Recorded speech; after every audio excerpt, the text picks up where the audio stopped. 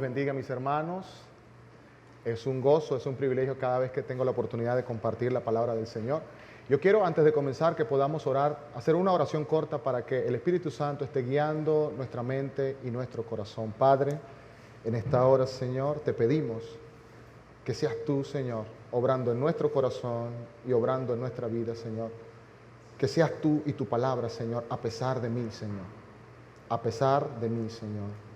Que pueda ser transmitida la palabra de verdad y que cale profundo en nuestros corazones. Te lo pedimos en el poderoso nombre de Cristo Jesús. Amén. Y bueno, esta mañana yo quiero comenzar comentándoles algo interesante y es acerca de una estadística que se hizo en el Reino Unido. Y esa estadística tiene que ver con las redes sociales. Hoy está muy de moda las redes sociales, es un tema que está muy de boca.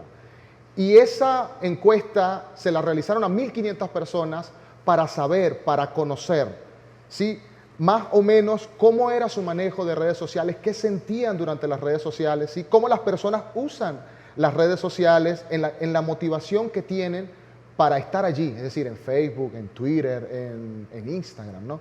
Y de esas 1.500 personas, esta encuesta reveló algo muy interesante, y es que 7 de cada 10 personas sienten miedo al publicar algo en la red social.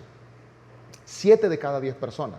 Y es muy interesante. Y usted podría decir, bueno, entonces, ¿para qué publican algo? Pero lo cierto es que al ser el ser humano un ser sociable, pues siente esa necesidad. Pero lo cierto es que siente temor. 7 de cada 10 personas siente temor. 4 de cada 10 personas confesó haber borrado por lo menos una vez alguna publicación por temor a qué dijeran acerca de esa publicación o porque esa publicación tuvo o no tuvo muchos likes. 4 de cada 10 personas confesó sentir envidia de aquellas personas que sí son seguidas en las redes sociales. 4 de 10 personas. Y 6 de cada 10 personas revisaba las publicaciones buscando, esperando, anhelando tener alguna notificación, algún like, algún comentario en su publicación. Incluso el mundo ha encontrado la forma de utilizar ese sentimiento que tenemos nosotros, los seres humanos, para beneficio económico. Actualmente hay un documental que lo está promocionando Netflix, es muy interesante, se llama El dilema de las redes sociales, y cuando usted tenga oportunidad, le invito a que lo vea, porque revela algo muy interesante acerca del uso y manejo de las redes sociales. ¿Ok? Quizás tú podrías decir, bueno, pero eso no va conmigo, y todos los que somos miembros de la iglesia de Adonai, bueno, unos tienen muchas redes sociales, unos están muy activos, otros no están tan activos. Entonces tú podrías decir, bueno, pero eso de las redes sociales no va conmigo. Pero lo cierto es que hacemos cosas o dejamos de hacer cosas dependiendo si la gente dirá o no dirá algo, si pensará o no pensará algo. No solamente en las redes sociales, sino día a día, en nuestros vecinos, en nuestro trabajo, ¿sí?, en nuestra familia. Y de hecho hay un trastorno emocional.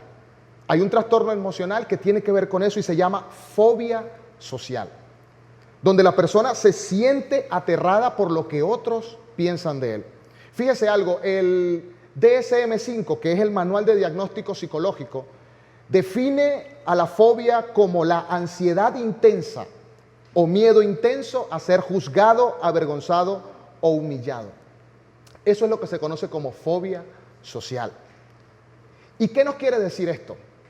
Esto nos quiere decir que los seres humanos somos susceptibles a lo que la gente diga, a la opinión de lo que otros puedan tener. Es decir, nosotros tenemos interés y estamos muy pendientes en lo que otra persona puede decir. De hecho, nosotros nos vestimos diariamente. Por supuesto que nosotros nos vestimos por algo personal, por algo muy propio y auténtico, pero la verdad es que también nos vestimos para otras personas. ¿Ok? Y hoy quiero hablar del apóstol Pablo, porque el apóstol Pablo el día de hoy nos va a enseñar el secreto para mantenernos incólumes, el secreto para mantenernos impasibles ante la crítica o ante los elogios que podamos recibir en nuestro día a día. Y para eso vamos a hacer uso de la palabra del Señor y vamos a estar buscando en 1 Corintios capítulo 4 versículos 3 y 4. 1 Corintios capítulo 4 versículos 3 y 4. Y no se preocupe por la palabra va a estar allí expuesta, vamos a utilizar la versión Reina Valera, de todas maneras, si no la tiene, no se preocupe. Y vamos a estar haciendo un paseo rápido acerca del contexto cultural y el contexto de esta carta de los Corintios. Así que vamos a ir pasando muchos pasajes muy rápido. Entonces vamos a leer lo que nos dice 1 Corintios capítulo 4, versículos 3 y 4. Dice así: yo en poco tengo el ser juzgado por vosotros o por tribunal humano, y ni aún yo me juzgo a mí mismo. Porque aunque de nada tengo mala conciencia, no por eso soy justificado. Pero el que me juzga es el Señor. Estas son palabras del apóstol Pablo.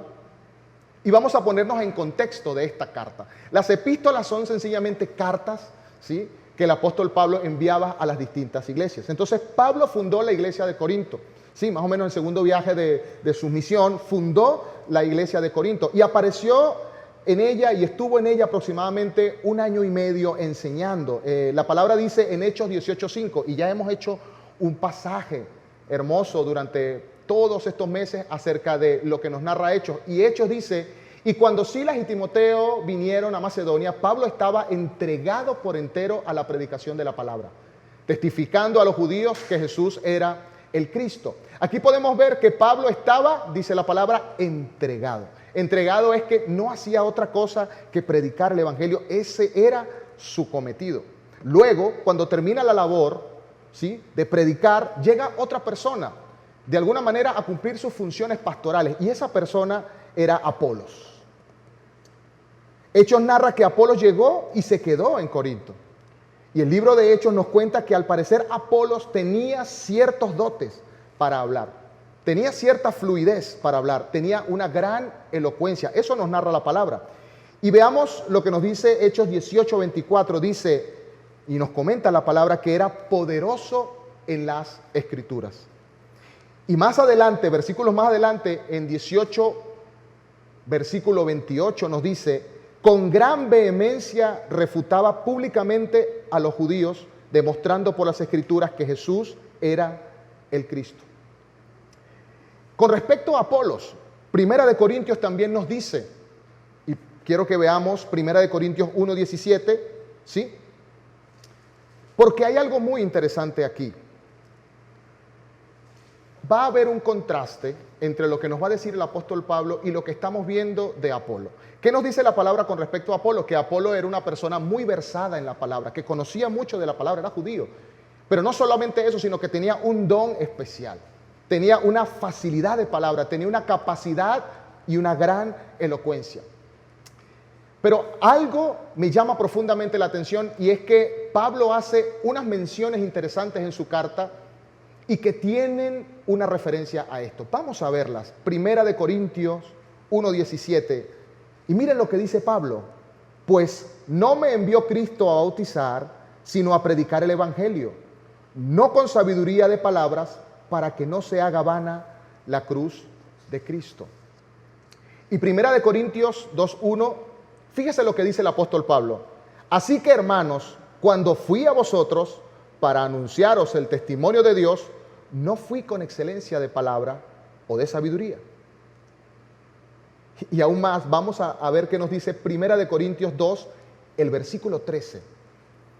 Mire lo que dice: por lo cual hablamos no con palabras enseñadas con sabiduría humana, sino con las que enseña el Espíritu, acomodando lo espiritual a lo espiritual. Incluso en su segunda carta a los Corintios, mire lo que dice el capítulo 10, versículo 10. Dice: porque a la verdad, dicen, las cartas son duras y fuertes, mas la presencia corporal débil y la palabra menospreciable.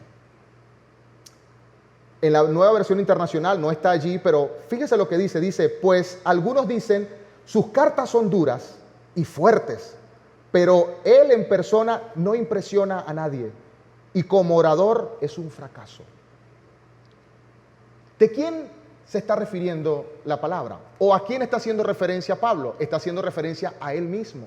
Está diciendo que la iglesia lo está tildando, ¿sí?, de que su palabra, de que su retórica no es muy elocuente, de que incluso su presencia y su aspecto físico no impresiona a nadie. Entonces yo quiero que ahora nos detengamos a ver esta diferencia que existe entre Apolos y Pablo. ¿Qué nos dice la palabra con respecto a Apolos? Que tenía gran elocuencia y con vehemencia, es decir, con poder y con fuerza, predicaba el evangelio. Ahora vemos que Pablo dice que de él se expresaban que él no era muy bueno puesto en escena, que sus cartas eran mejores que lo que él decía. Entonces, ¿qué vemos aquí? Al leer esto podemos llegar a una conclusión. Y esa conclusión es que había un asunto de capacidad en cuanto a la manera y a la forma de hablar del apóstol Pablo. Es decir, que otros tenían mejores dotes, mejores capacidades para hablar que el apóstol Pablo. En este caso nos referimos a Apolos. ¿Qué pasó? Algo muy interesante, y es que los corintios eran griegos. A ellos les gustaba mucho la palabra, a ellos les gustaba mucho disertar, hablar, conversar, hablar del verbo. La elocuencia para ellos era fundamental, para los griegos. Entonces, allí en la iglesia de Corintio, algo pasó. Por supuesto que se enamoraron de Apolos por su gran capacidad de oratoria. Pero allí ocurrió algo mucho más profundo. Y es que podemos ver en toda la carta de Primera de Corintios que hubo una división dentro de la iglesia de Corinto. ¿Por qué? ¿Por qué razón hubo división? Bueno, porque unos comenzaron a pensar que Apolos era mejor y otros comenzaron a pensar que Pablo era mejor. ¿Qué ocurrió allí en la iglesia de Corinto? Comenzaron a comparar, comenzaron a hacer comparaciones. Las cosas se pusieron difíciles y se pusieron críticas porque comenzaron a pensar y a discutir cuál era mejor, si mejor era Pablo o si mejor era Apolo. Comenzó a haber tensión dentro de la iglesia de Corinto. Incluso comenzaron a cuestionar la capacidad de Pablo como apóstol. Y vemos que en Corintios 9, capítulo 9, mismo Pablo hace una defensa de su ministerio. Y Corintios capítulo 9, versículo 3 dice: contra los que me acusan, esta es mi defensa. Y él comienza, todo el capítulo 9 es una defensa a su ministerio. Porque los corintios lo estaban criticando, lo estaban acusando. Y la palabra que dice, contra los que me acusan, es la misma palabra que se utiliza en un juicio cuando el fiscal, ¿sí?, emite acusación contra el que está en juicio. Entonces, ¿qué es lo que ocurre aquí? En la iglesia de Corinto vinieron las comparaciones.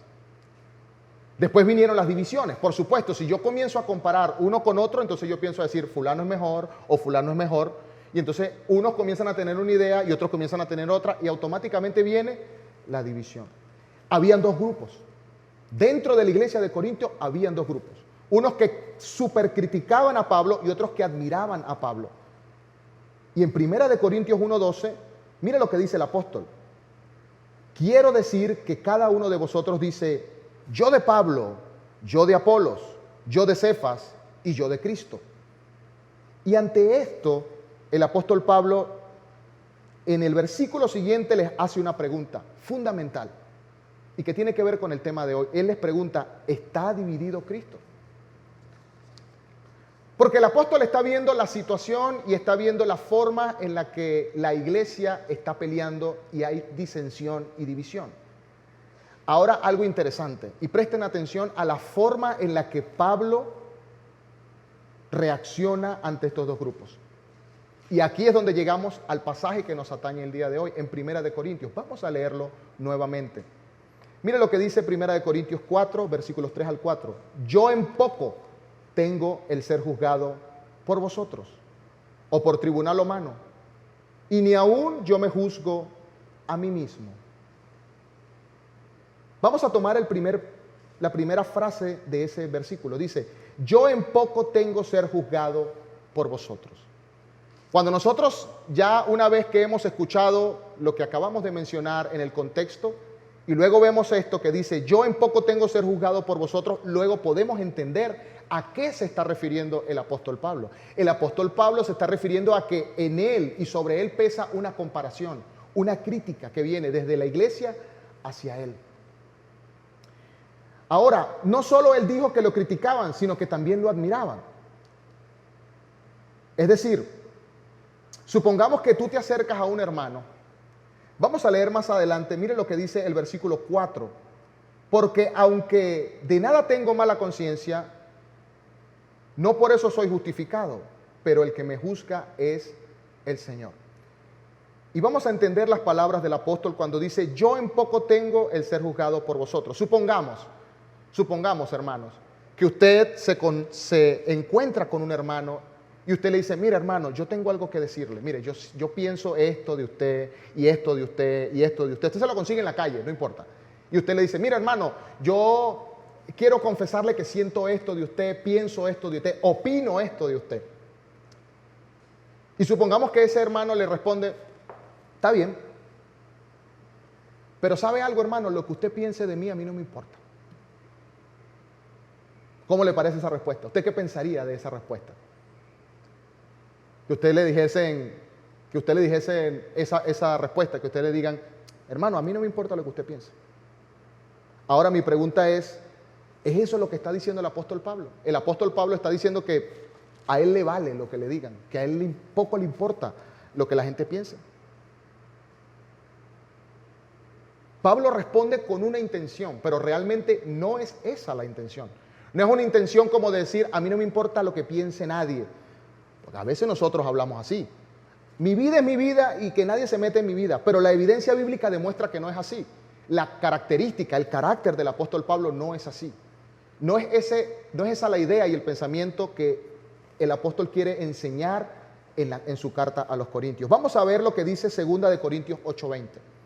Porque si lo dejamos hasta allí, tendríamos una idea de que el apóstol Pablo sí, es una persona orgullosa y que no le importa lo que piensen los demás. Pero vamos a ver qué nos dice 2 Corintios 8:28. Aquí está hablando de una ofrenda que él administraba para la iglesia de Jerusalén.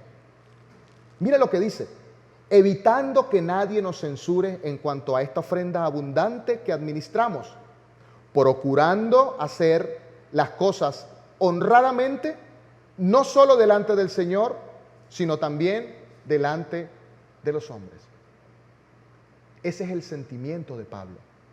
No el sentimiento de una persona que dice, a mí no me importa lo que la gente piense, sino un sentimiento tal cual como lo dice en este pasaje, ¿sí? Teniendo buena conducta, teniendo buena visión, ¿sí? Siendo honesto, ¿sí? No solamente delante de Dios, sino delante también de la gente. Entonces aquí podemos ver que a Pablo sí le importa lo que piense la gente. Es decir, el sentido con el cual él dice lo que dice en la primera carta es diferente. No es como nosotros podríamos pensarlo desde el punto de vista humano. Pero hay algo interesante. A Pablo lo estaban criticando en la iglesia que él mismo fundó, en la iglesia que él mismo trabajó día a día. Dice la palabra que él enseñaba día a día. Pero en este momento lo están criticando. Y mi pregunta es, ¿cómo hace Pablo para mantenerse incólume? ¿Cómo hace Pablo para permanecer inmune ante la crítica de su iglesia? ¿Cómo es posible que Pablo no se salga de sus casillas? ¿Cómo es posible que no se desahogue con ira o con rabia con Corintios? Porque yo les digo una cosa, amados hermanos, si usted ve la carta, realmente la iglesia de Corinto había sido muy grosero con ellos, porque lo estaban desprestigiando su ministerio. Pero no solo eso, por otro lado, ¿cómo hace Pablo para mantenerse apacible a los elogios? Porque en la iglesia habían personas que hablaban mal de él, pero que también hablaban bien de él. Y el secreto, queridos hermanos, en esta mañana, y que queremos pensar, que queremos analizar, es que Pablo aprendió el secreto para mantenerse apacible ante toda circunstancia.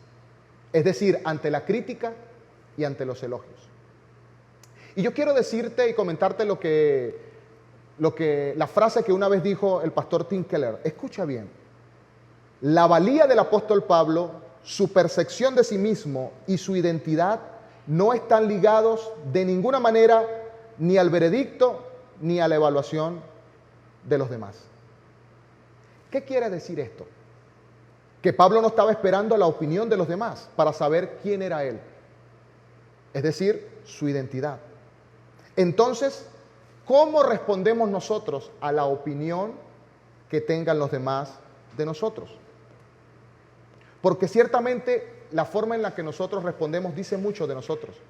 Nosotros siempre estamos pendientes y buscamos aprobación de la familia, buscamos aprobación social, ¿sí? Buscamos aprobación por la cantidad de bienes que tengamos, o por la cantidad de estudios que podamos tener, o por la cantidad de logros que hayamos cosechado. Pero, ¿qué tan importante es esto para nuestra vida como cristianos?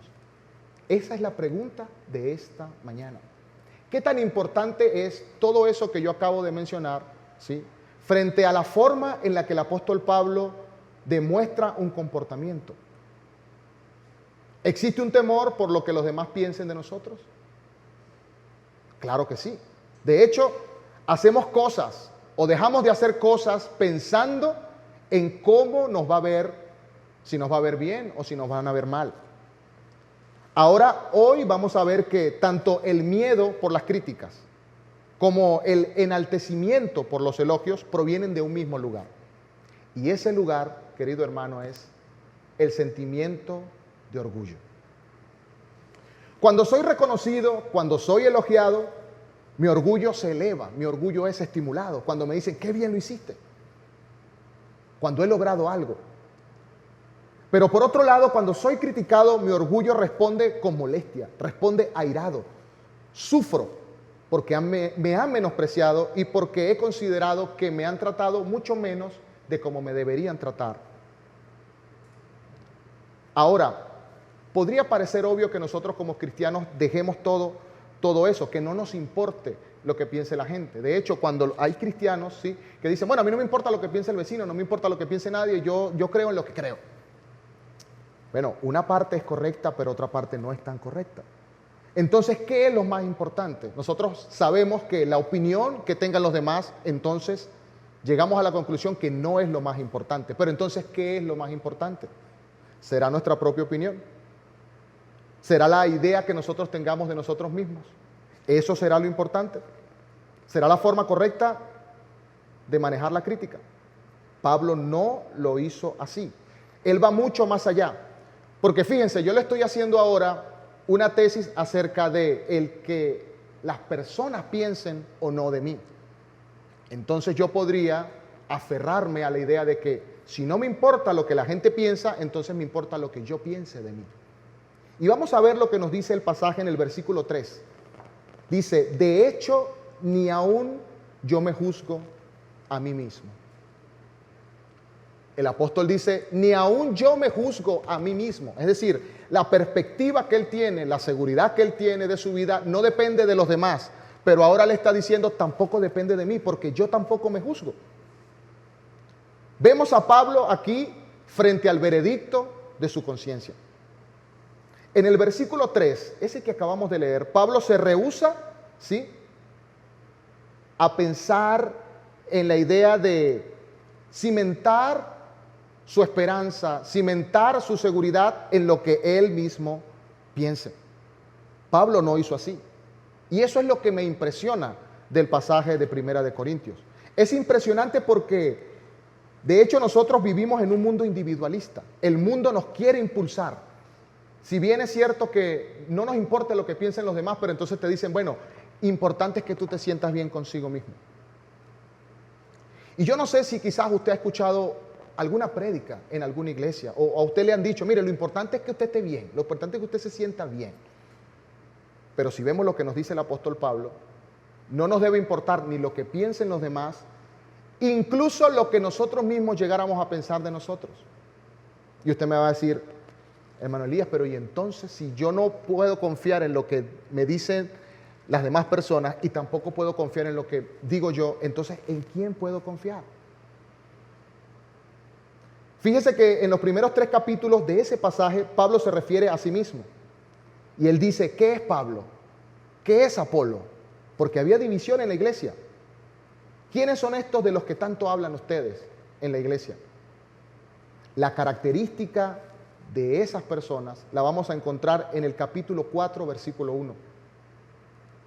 Dice de la siguiente manera, así pues, téngannos los hombres por servidores de Jesucristo y administradores de los misterios de Dios. 2 palabras importantes allí en ese pasaje.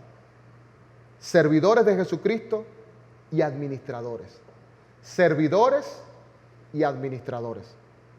Esa es la posición, esa es la esencia, esa es la identidad que tiene Pablo. Y que dice Pablo, esa es mi identidad. Pero entonces vamos a ver qué es lo que la palabra entiende en este pasaje como servidor. ¿Qué es un servidor? Un servidor es un esclavo. Sencillamente como eso, un servidor es un esclavo. Y en la palabra que usa para interpretar servidor en este pasaje, es decir, esclavo, no es cualquier esclavo. Se refiere a ese esclavo, fíjese bien, ese esclavo que utilizaban para remar en las galeras, en los galeones. Es decir, ese esclavo que estaba en el último escalafón, es decir, el último de lo último. Ese es el pasaje y el significado que Pablo quiere mostrar cuando dice que ellos son servidores de Jesucristo. Esclavos. Y la otra definición dice administradores. Pero hoy el concepto de administración a veces lo tenemos distorsionado porque lo entendemos distinto a como la palabra lo mencionaba. Un administrador era un mayordomo. ¿Y qué es un mayordomo? Porque en estos momentos incluso es de gran honra que le digan, no, él es administrador de empresa. ¿Y tú de qué te graduaste? Me gradué de administrador de empresa. Pero el pasaje en este momento, cuando dice administradores, está haciendo referencia no a un administrador como lo conocemos ahora, sino a un mayordomo. ¿Y qué es un mayordomo? Un mayordomo, en definición sencilla, es responsable de todo y dueño de nada. Responsable de todo y dueño de nada, porque eso somos tú y yo. Nosotros somos responsables de todos nuestros actos, pero no somos dueños de nada. No somos dueños ni siquiera de lo que respiramos. No somos dueños de nuestra ropa. No somos dueños de nuestra familia. No somos dueños de nada. Eso es lo que somos nosotros. Y esa es la definición que tiene Pablo y que es la correcta. Porque él dice, ni creo en lo que me dice la gente, sea bueno o sea malo, ni creo en lo que yo mismo pueda pensar. Yo solamente soy un servidor y un administrador. Eso, querido hermano, es la visión que tiene Pablo y la visión que nos quiere mostrar a través de este pasaje. Y algo interesante es que si él se hace llamar y si él se siente como esclavo, pues tiene razón. ¿A qué esclavo le va a importar lo que piense otra persona distinta que su señor? Nada.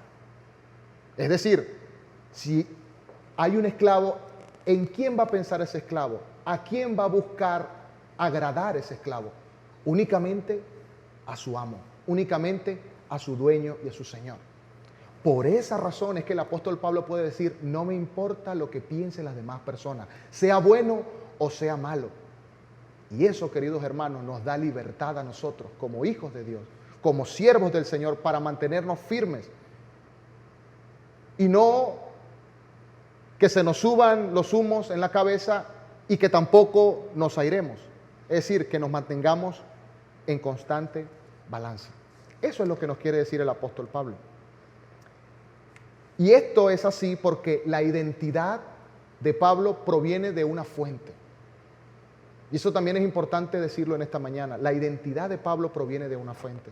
Y esa fuente es directamente de Cristo.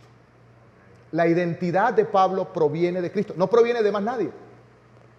Porque no proviene de lo que piense la gente, pero tampoco proviene de lo que él mismo piensa.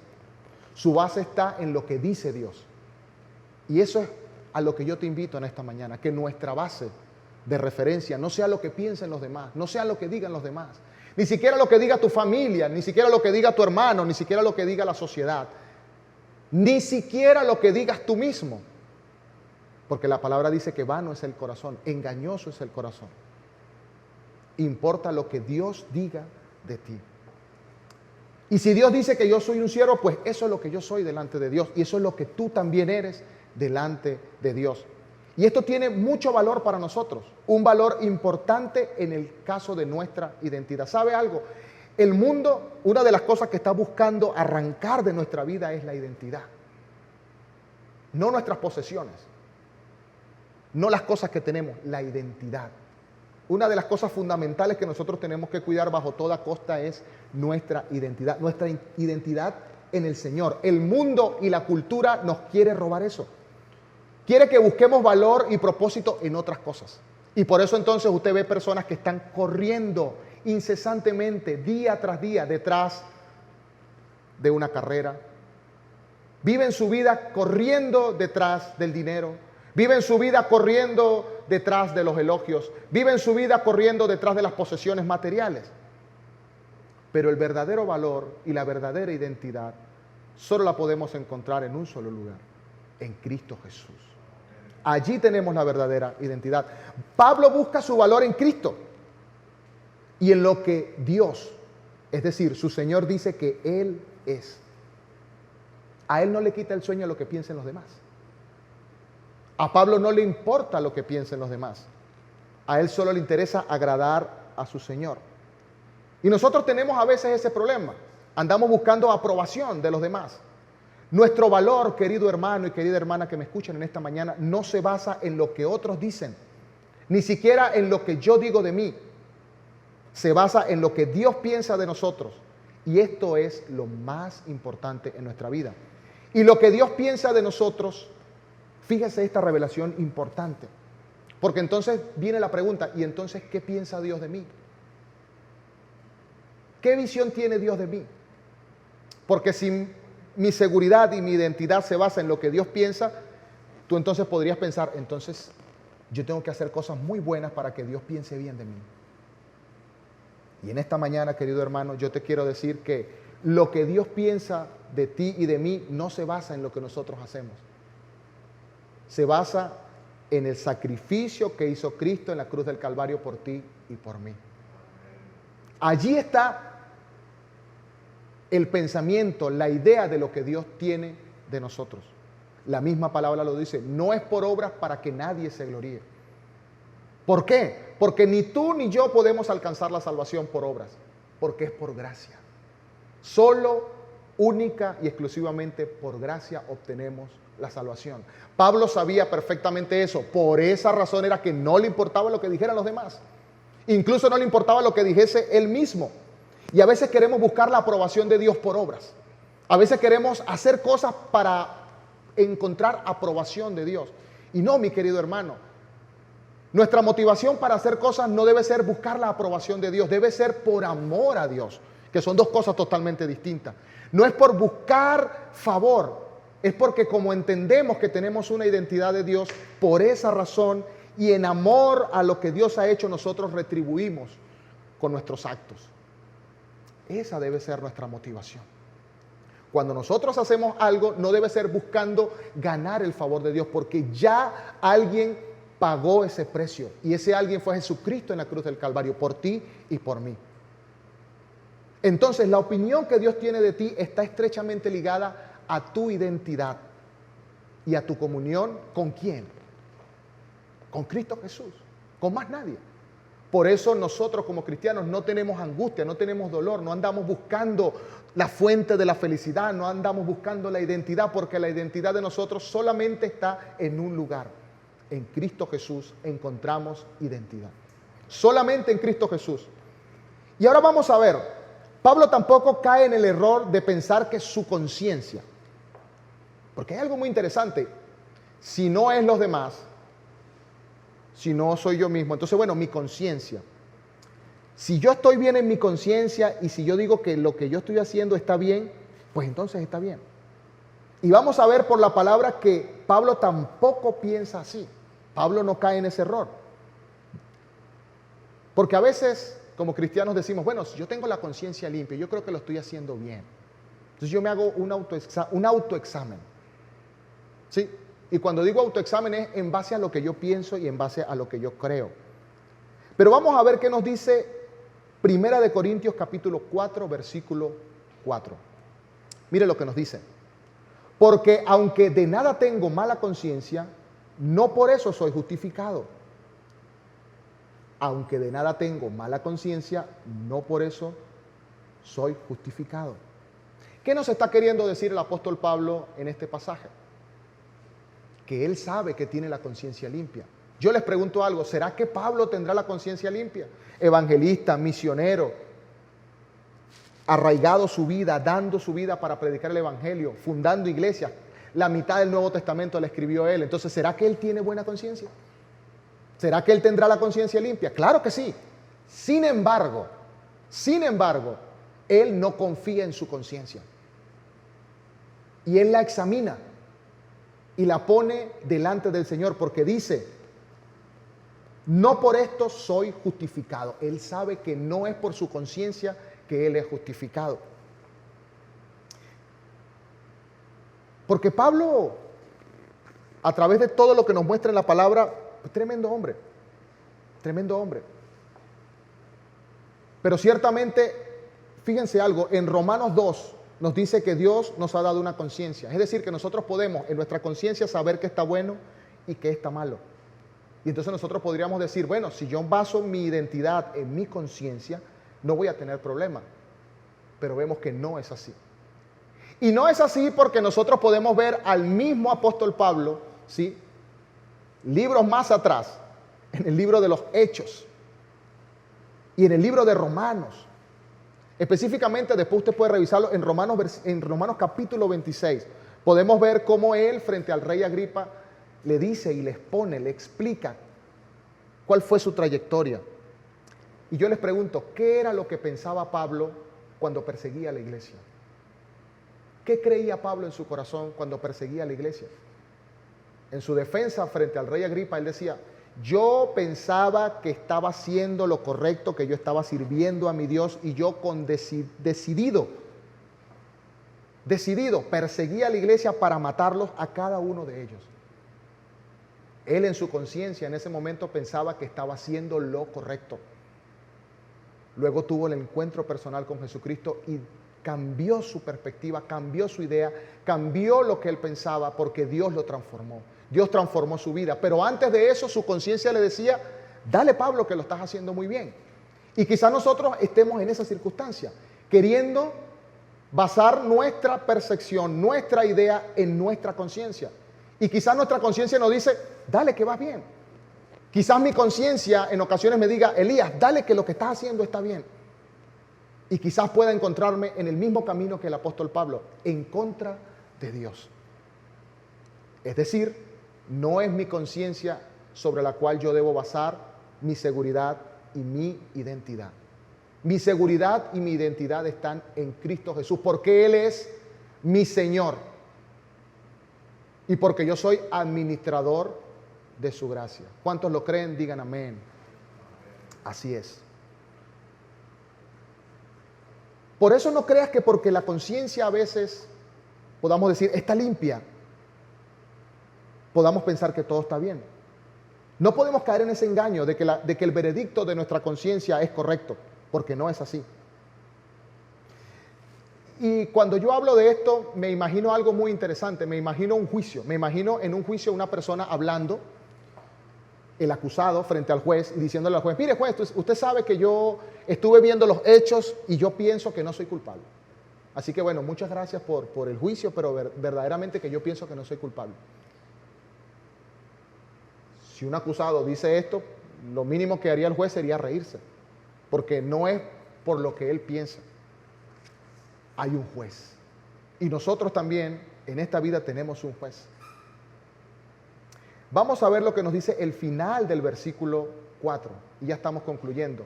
Dice, el que me juzga es el Señor. Y Pablo dice, el que me juzga es el Señor. ¿Qué nos está queriendo decir? No son los demás. No es lo que piensa la iglesia de Corinto. No es lo que piensa su conciencia. Dios es el que lo juzga. Esa es la razón, querido hermano, por la que a Pablo no le importa lo que piensen los demás. Y pasa algo en nuestra vida. A veces nosotros invertimos tiempo, invertimos dinero, invertimos esfuerzo, tratando de encontrar la manera de agradar, de descifrar lo que los demás piensen de nosotros, lo que la sociedad piense de nosotros, lo que la familia, lo que en el trabajo piensen de nosotros. Y a veces gastamos aún más esfuerzo en intentar saber lo que nuestra conciencia dice, es decir, de autorrealizarnos. Actualmente en la sociedad hay un boom y está muy de moda. Y nosotros como cristianos no podemos confundirnos. Está esa idea de la autorrealización. ¿sí? Está esa idea de que te dice, bueno, mira, si tú te pones frente al espejo y dices 1000 veces, yo soy bonito, soy bonito, soy bonito, soy bonito, usted va a ser bonito. Y eso es mentira. Si usted dice, yo soy fuerte, yo soy fuerte, yo soy fuerte, dígaselo bastantes veces hasta que usted se lo crea. Eso no funciona. Porque no es en nuestra autopercepción que nosotros podemos poner nuestra confianza. ¿Usted se imagina al apóstol Pablo frente a un espejo de bronce? En ese tiempo no habían espejos de vidrio, sino espejos de bronce, diciéndose, tú eres el mejor, Pablo, dale que tú puedes, tú eres el mejor. Tú has fundado muchas iglesias, tú has hecho gran obra misionera, tú eres un gran apóstol. Pablo no, en ninguna parte de la palabra yo veo que Pablo haya hecho eso. Pablo sencillamente dice, yo no confío en la gente, en lo que dice la gente, y tampoco confío en mi conciencia, ni en lo que yo piense de mí. Yo confío en lo que piensa mi Rey y mi Señor. Por eso él dice al final de este versículo, el que me juzga es el Señor. Y esa es la fórmula, querido hermano, que yo quiero compartir contigo, para que tú frente a la adversidad, frente al problema, frente a la crítica de afuera y la crítica de adentro, porque a veces nosotros nos autocriticamos. Si hay alguien que puede criticar mejor que nadie, ese eres tú mismo. No hay nadie que te critique mejor que tú mismo.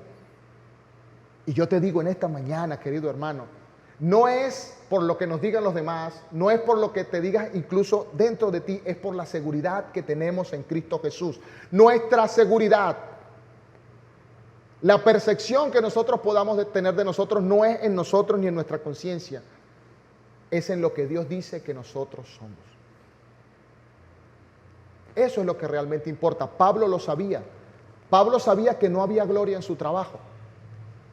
Él entendió el secreto de vivir bajo la audiencia de una sola persona. En el teatro de su vida, a Pablo solo le importaban los aplausos de una sola persona. En ese gran estadio de nuestra vida, solo nos debe importar los aplausos y el reconocimiento de una sola persona. Y esa persona es la persona de Cristo Jesús, que lo dio todo por nosotros. Pablo lo entendía. Por eso él no se dejó desanimar por las duras palabras que le decían la iglesia que él mismo fundó. Porque incluso lo llegaron a criticar, le llegaron a decir que sus palabras, que él no era muy elocuente, que era mejor que mandara cartas, que no venga, que mande cartas, porque cuando lo vemos no nos inspira. Él sabía que su esperanza no estaba allí, su esperanza estaba en Cristo Jesús. La importancia de lo que los demás digan y la importancia de lo que yo mismo me diga debe estar por debajo de lo que Dios dice de mí. Y eso es lo importante. Y para terminar, dejarte algunas preguntas. ¿En qué, querido hermano, estás basando tu seguridad? Esa es la reflexión que yo quiero que te quede hoy. ¿En qué estás basando tu seguridad hoy? Piénsalo bien. ¿Será en el dinero? ¿Será en la economía? ¿Será si Maduro sale diciendo una cosa o la otra? ¿Será en la cantidad de bienes que tú tienes? ¿Será en la profesión o en el reconocimiento que la gente te ha dado y que has cosechado por años? ¿Será en eso que tú tienes basada tu confianza? ¿Puedes permanecer tranquilo frente a la crítica de las demás personas? Y esto es un autoexamen, porque esto es un examen que tú te haces no frente al espejo, como lo dice la filosofía de la autorrealización, sino frente a la palabra del Señor. ¿Puedes tú permanecer firme ante la adversidad? ¿Puedes tú permanecer firme ante la tribulación? Así como el apóstol Pablo. Eso es una pregunta de reflexión. Otra pregunta es, ¿vas a confiar en tu conciencia? Hoy quiero que podamos hacernos esta pregunta. ¿Será que yo voy a confiar en lo que yo pienso que está bien o está mal? ¿O voy a ir a la fuente del conocimiento y de toda verdad, que es la palabra del Señor? Porque no importa lo que yo diga, importa lo que el Señor diga en su revelación escrita. Y la revelación escrita es su palabra. Y por último, quiero dejarte un centro de verdad. Yo no sé si podemos colocarlo allí en la pantalla. Porque el diablo no nos muestra... El diablo está interesado en que tú siempre pienses en bien y en mal. Y esto es un aspecto de cosmovisión, ya lo hemos hablado en la escuela de cosmovisión. El diablo siempre está interesado en que tú pienses en el bien y en el mal, que si hay algo bueno, hay algo malo. Y no es así. Porque la palabra dice que no nos desviemos ni a derecha ni a izquierda. Es decir, que hay dos males y hay una verdad central. Y en este tema de hoy quiero dejarte la verdad central. La verdad central es lo que piensa Dios. La verdad central es lo que piensa Dios en cuanto a tu identidad. Para tú responder la pregunta, ¿quién soy yo? Porque al final, como seres humanos, siempre buscamos responder esa pregunta. ¿Quién soy yo? Mi identidad. La respuesta es lo que Dios piensa que yo soy. ¿Y saben por qué yo lo sé? Porque la palabra me lo dice, el apóstol Pablo lo dijo, Dios es el que juzga. ¿Quiénes somos entonces? Somos servidores de Cristo por su gracia y por amor. Ahora te digo la mentira. ¿Qué quiere el mundo que tú pienses? El mundo quiere que tú vivas pensando que tu identidad depende de lo que digan los demás. Tu identidad depende de lo que digan los demás. Si las personas dicen que tú eres bonito, eres bonito. Si las personas dicen que tú eres exitoso, eres exitoso. Si las personas dicen que eres fracasado, eres un fracasado. Y no es así. Eso es una gran mentira. Y por el otro lado tenemos lo que yo pienso. Es decir, mi autopercepción, mi conciencia. Y ya lo vimos por la palabra que la conciencia puede engañarnos. Ahí tenemos a los dos extremos, la mentira. Y en el centro la verdad. La identidad que tú tienes no te la quita nadie, mi hermano. No te la quita ni la situación, no te la quita la adversidad del país, no te la quita la escasez. Ni siquiera te la quita lo que tú mismo pienses. Tu identidad está cimentada en Cristo Jesús. Él es tu verdadera identidad. Y que podamos decir como el apóstol Pablo, Dios es el que juzga. Vamos a orar en esta mañana para darle gracias al Señor. Amado Padre Celestial, en esta hora, delante de tu presencia, Señor, con toda humildad reconocemos que quizás a veces, nos hemos dejado engañar por el diablo y hemos sucumbido a la idea de pensar que nuestro valor y nuestra identidad está en las cosas que poseemos o en el reconocimiento que otros nos digan, sea bueno o sea malo. Señor, en esta hora entiendo que no es así. Quiero ser como el apóstol Pablo, Señor. Ayúdame a ser como el apóstol Pablo, Señor, y a vivir mi vida única y exclusivamente para el aplauso, el reconocimiento de una sola persona, de Cristo Jesús, nuestro Señor. Señor, y que mi identidad tampoco se base en lo que yo piense de mí mismo, porque yo puedo estar equivocado. Como lo estuvo el apóstol Pablo antes de tener el encuentro personal contigo, él estuvo equivocado en sus vanos razonamientos. Yo podría estar en algún momento y caer en esos vanos razonamientos. Señor, ayúdame. Señor, guíame para cimentar mi esperanza única y exclusivamente en ti, Señor. Trae revelación a nuestra mente, Señor, y que el día de hoy la palabra penetre en lo profundo de nuestro corazón y haga su efecto. Te lo pedimos en el maravilloso nombre de Cristo Jesús. Amén. Amén. Dios les bendiga.